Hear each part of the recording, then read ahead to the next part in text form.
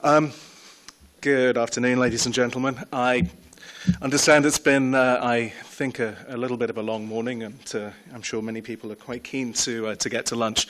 So I will try to keep my comments relatively brief.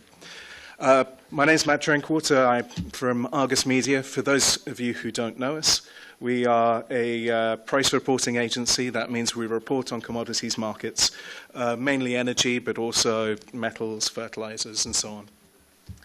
And what I'm going to try to do is to give you a little bit of a sense of the market context from the perspective more of the commodity markets rather than just the logistics of the export infrastructure. So the first thing to bear in mind is this working?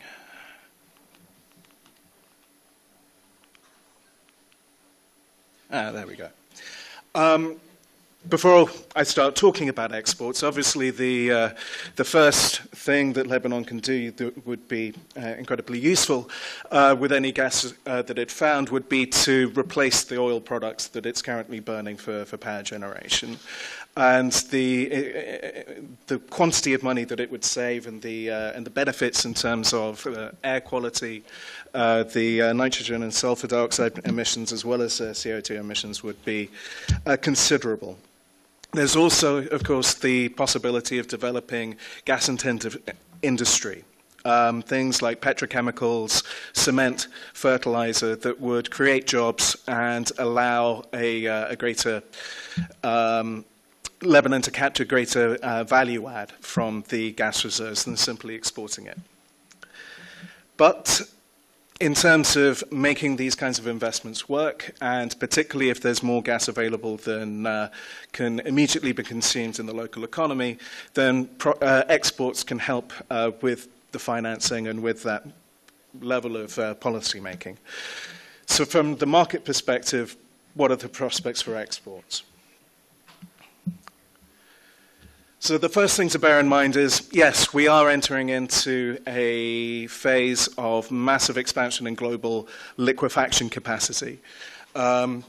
Similar in scale, perhaps, to the one that we saw earlier, in 2006, 2009, when Qatari production was ramping up to full capacity.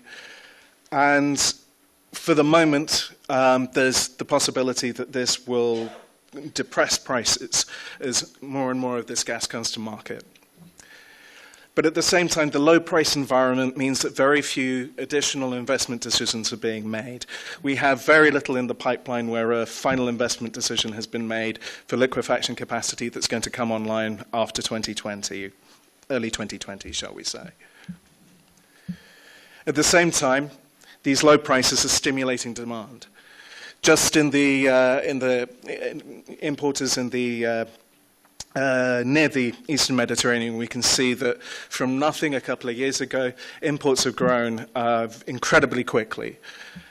Some of that demand is going to be covered by production in this area, but more demand is coming to market in particularly South Asia and in Northeast, well, in China, partly to address similar environmental considerations, particularly in China with the high level of coal burn in their economy, but also because these low prices are making it more appealing for people like fertilizer manufacturers in India to access the global LNG market. So on the one hand, whilst we have more supply that's coming to market, demand is increasing. And without those investments happening that will bring more supply to market in the middle of the 2020s, we might see another turn in the price cycle. Now, as you can see, after the financial crisis, gas prices took quite a while to recover, in part because of all of that new Qatari capacity that had come to market, much of which had been expected to go to supply the US, but the US didn't need it because of the shale revolution. It was only with the disaster in Japan at Fukushima Daiichi that the market tightened again and prices rebounded. Now we're moving into another low part of the cycle. It's unclear how long this will last. For Lebanon, there was a discussion earlier of whether it might be worthwhile for Lebanon to consider importing LNG for the in the short to medium term using an FSRU. In the current price environment, that could make sense. Then if there are discoveries that might come to market in the middle of the 2020s, then if the price cycle is turned, then that may be an opportune time for that gas to come to market. But there are always complications with getting the gas to market.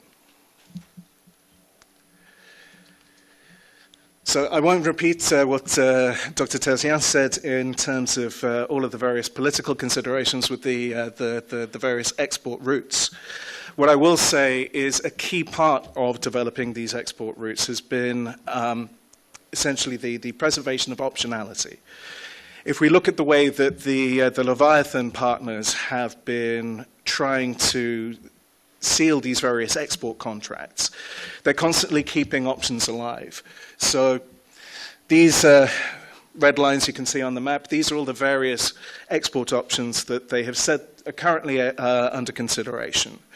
There's potentially the line to Turkey. There's potentially the line to Cyprus. Cyprus is also considering either a liquefaction facility or a line going from Cyprus to Turkey. There's also the suggestion that they could build a number of pipelines directly to the LNG terminals in Egypt. Now, there's already the existing Arab gas pipeline. It would be far cheaper to use that infrastructure as it's already built and the costs are sunk.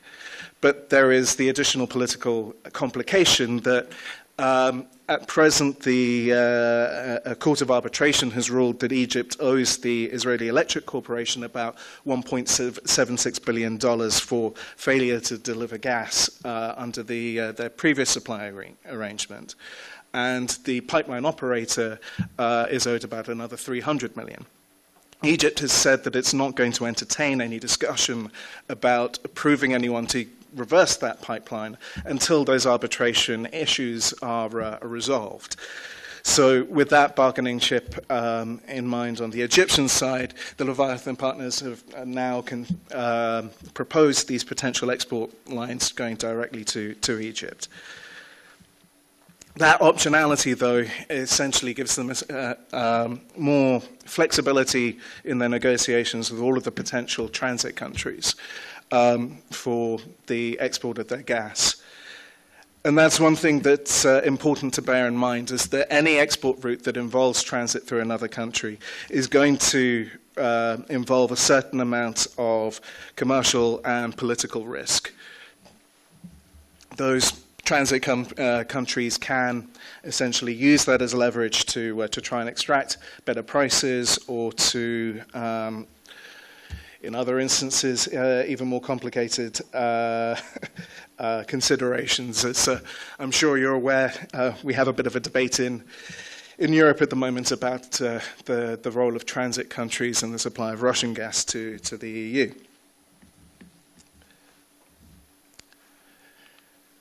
Another consideration is the demand prospects in the various export markets.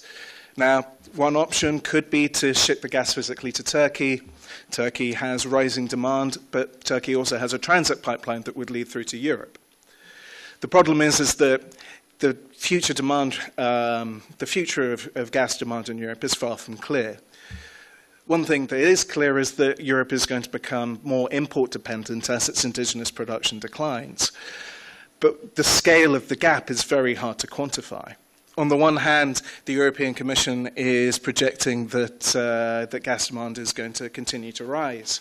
But on the other hand, it has put forward an energy efficiency policy that, if implemented, would result in a drastic reduction in the amount of gas consumption in the bloc. And these two projections, they're contemporaneous projections put out by the European Commission in two separate policy initiatives.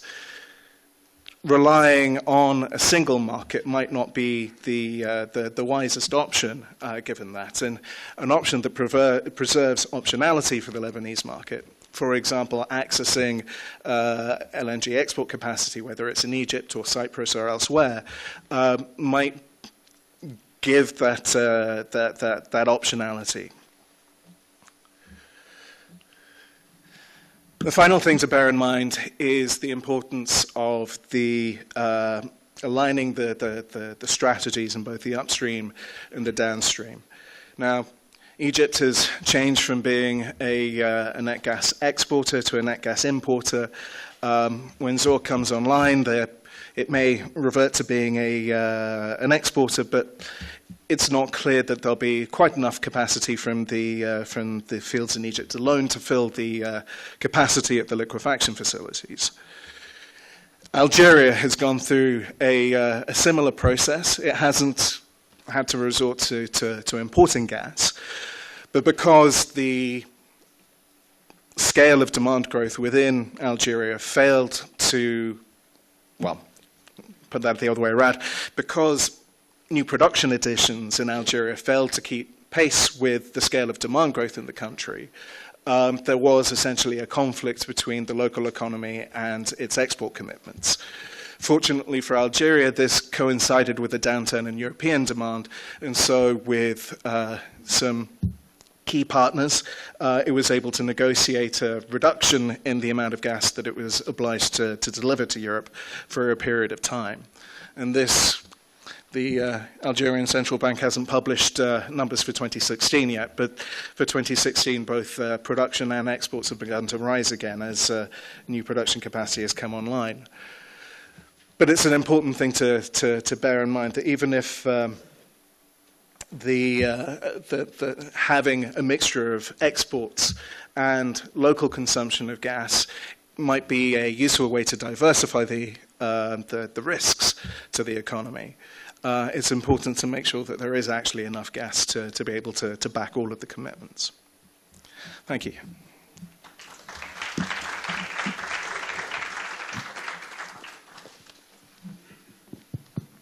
We will start the questions and answers.